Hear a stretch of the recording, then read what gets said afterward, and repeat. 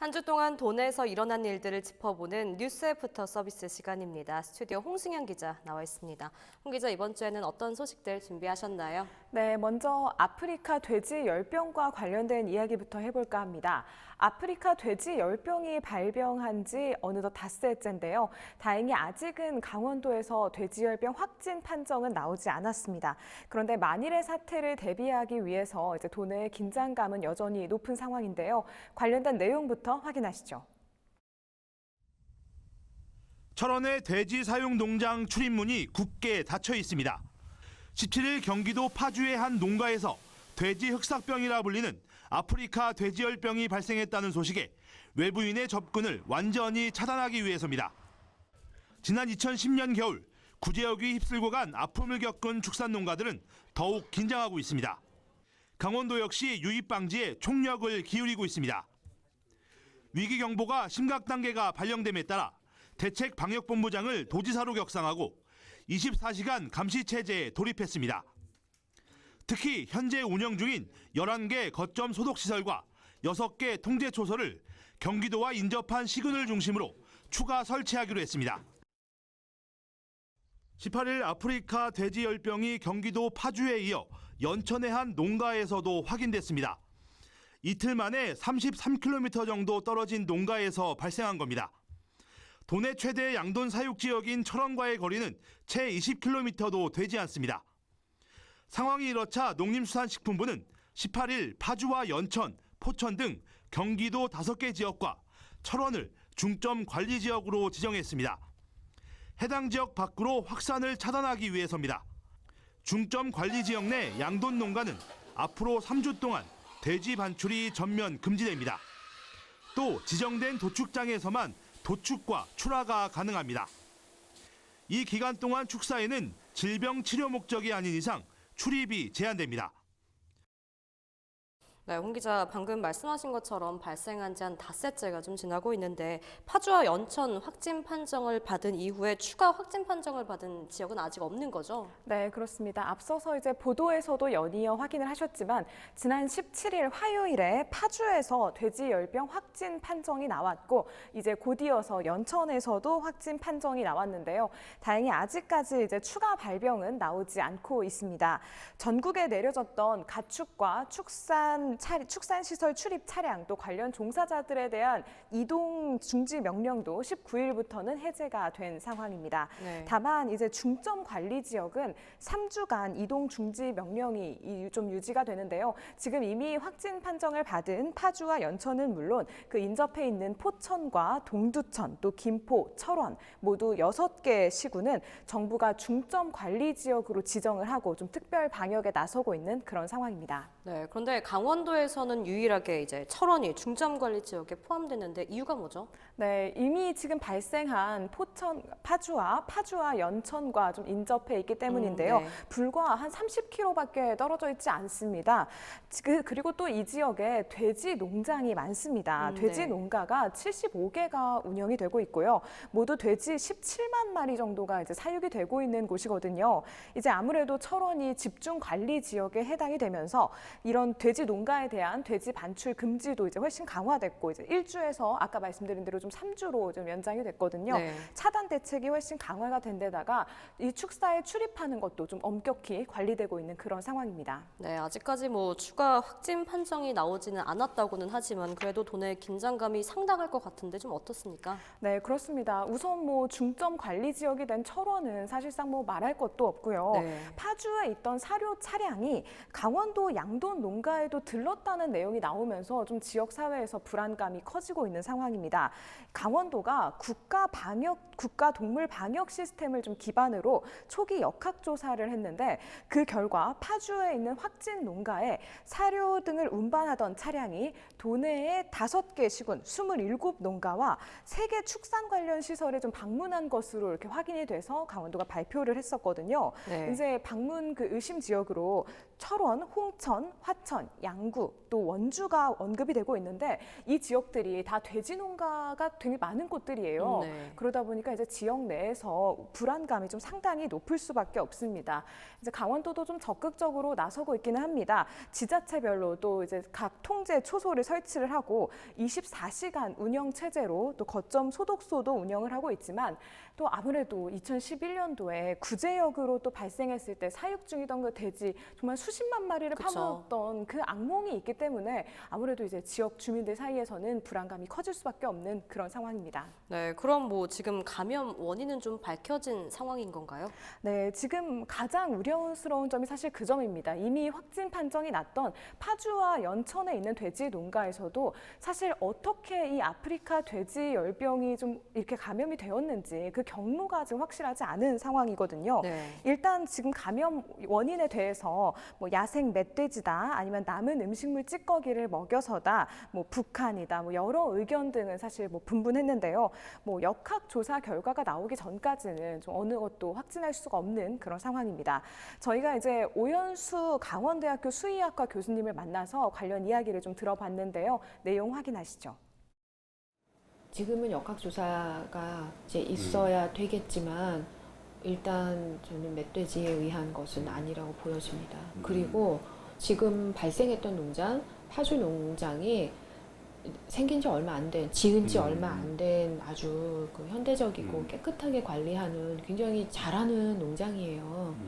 그리고 잘하는 농장이고 해외 여행도 안 가셨고 잔반 뭐 절대 안 하시고 그렇게 깨끗하게 관리하고 있는 농장이 그렇게 감염이 될 거면 무언가 외부에서 바이러스가 묻혀서 들어간 건 아닌가 그렇게는 생각을 해봐야 되겠죠. 네, 방금 교수님께서 말씀하신 것처럼 사실 감염 경로를 모른다는 점이 정말 가장 우려스러운 점 중 하나인 것 같은데 특히 이 병이 더 무서운 이유가 치사율이 최대 100%라면서요. 네, 그렇습니다. 이 아프리카 돼지 열병 사람에게는 사실상 뭐 크게 해를 끼치진 않아요. 네. 사람에게는 이제 감염이 되거나 이제 뭐 전염이 되지는 않지만 사실 뭐 돼지는 한 번 감염되면 거의 뭐 폐사한다고 봐야 하는 상황입니다. 지금까지는 국내에 이제 백신이나 치료약이 없습니다. 그래서 돼지에게는 더욱더 좀 치명적인 병인데요. 그나마 이제 좀 다행인 건 구제역과는 달리 이게 공기 중으로 바이러스가 확산되지는 않거든요. 이제 전문가들이 바이러스의 특성상 접촉으로만 전염이 되기 때문에 차단 방역과 또 엄격한 통제가 관건이다. 이렇게 좀 조언을 하고 있는 그런 상황입니다. 네, 다행히 아직 추가 발병이 확인되진 않았지만 계속해서 예의주시하면서 상황을 살펴봐야 할 것 같습니다. 다음 소식 넘어가 볼까요? 네, 이번 주 월요일이었죠. 16일에 환경부가 설악산 오색 케이블카 사업에 대해서 환경영향평가 부동의 결정을 내렸습니다. 이제 아무래도 설악권 지역 주민들에게는 오랜 수건 사업이다 보니까 반발이 클 수밖에 없는데요. 관련 내용부터 확인하시죠. 설악산 오색 케이블카 사업 환경영향평가에 대한 환경부의 최종 결정은 부동의였습니다. 16일 원주지방환경청은 설악산 오색 케이블카 사업 시행 시 환경적 측면에서 부정적인 영향이 많을 것으로 우려된다며 이같이 밝혔습니다. 환경영향평가서 보완에도 불구하고 거듭 제기되어 온 사냥 등 생태계에 대한 걱정이 완전히 해결되지 못한 겁니다. 이로써 지난 2015년 8월 조건부 승인됐던 설악산 오색 케이블카 사업은 4년 만에 무산됐습니다. 양양 등 설악권 지역사회는 강력히 반발하고 있습니다. 지역 주민들은 유네스코가 지정한 세계자연유산에도 케이블카가 다수 설치돼 있다며 환경부의 결정을 이해할 수 없다고 목소리를 높였습니다. 양양군도 이번 결정을 받아들일 수 없다며 행정소송 등 법적 대응을 예고했습니다. 네, 관련 내용 보고 오셨는데요. 현장 취재기자 연결해서 보다 자세한 이야기 들어보도록 하겠습니다. 네, 성기석 기자, 주민들의 실망감이 좀 클 것 같은데 현장 어떤가요? 예, 모두가 예상하신 대로 지역사회는 강력하게 반발을 하고 있습니다. 19일 오색 케이블카 추진위원회는 양양군청에서 이 발표 이후에 처음으로 대책회의를 가졌었는데요. 이 자리에서 주민들은 정부가 이 같은 결정을 내린 상황에서 앞으로는 설악산에 불이 나도 산불 진화에 나서지 않겠다, 또 쓰레기들을 치우지 않겠다 등 격양된 반응들을 내보였습니다. 양양군도 그 발표 직후에 법적 조치에 나서겠다고 밝힌 상태인데요. 행정소송도 불사하겠다는 입장입니다. 가장 이례적으로는 최문순 강원도지사가 작심한 발언을 한 건데요. 더 이상 희생만 강요하고 권리를 빼앗기는 이런 상황을 과시하지는 않겠다고 말했습니다. 가장 충격이 큰 건 오색 케이블카가 터치되고서 알려졌던 오색 지역 주민 상인들입니다. 오랜 시간 동안 그거 하나 믿고 버텨왔었는데 이것까지 무산이 되면서 이들은 더 이상 희망이 없다는 불면 소리를 내뱉고 있습니다. 이같이 주민들의 강력한 반발이 이어지고 있지만 환경부가 워낙 강경한 입장이기 때문에 앞으로 어떤 변화가 있을지에 대해서는 쉽게 예상할 수 없는 상황입니다. 지역사회의 이 같은 반발이 이어지면서 이 같은 반발은 앞으로도 한동안 계속될 것으로 보입니다. 네, 성기석 기자 수고하셨습니다. 사실 설악산 오색 케이블카 사업이 주민들에게는 정말 오래된 지역의 수건 사업이었었잖아요. 또 이렇게 최종 부동의 결정이 나게 된 이유가 뭘까요? 네, 환경부 원주지방환경청이 이제 16일에 이제 처음 결정이 났을 때 낸 보도 자료를 보면요. 환경 영향 평가 과정에서 설악산의 자연 환경, 또 생물 다양성 등에 미치는 영향과 또 부정적인 영향이 또 우려되고 환경적인 측면에서 바람직하지 않다. 이런 내용이 적혀 있습니다. 좀 복잡한 내용이 많지만 쟁점만 좀 확실히 살펴보면 일단 사냥으로 대표되는 멸종 위기 야생동물 보호 대책 그런 것들이 이제 제대로 마련이 되어 있지 않다는 겁니다. 자연 환경이 훼손된다는 게 이제 이번 부동의 배경의 좀 핵심이라고 볼 수 있겠는데요. 지난 5월에 이제 양양군이 환경청이 요구한 환경 영향 평가서를 보완해서 냈는데 원주지방환경청이 영향 갈등 조정 협의회를 운영을 하고 이제 분야별 전문가들이 검토를 통해서 과학적이고 객관적이게 이번 최종 결정을 냈다. 이렇게 좀 공식 입장을 밝혔습니다. 네, 사실 이 사업이 굉장히 오래된 수건 사업이라고 계속 이야기를 하고 있는데 저희도 여러 차례 다루기도 했었잖아요.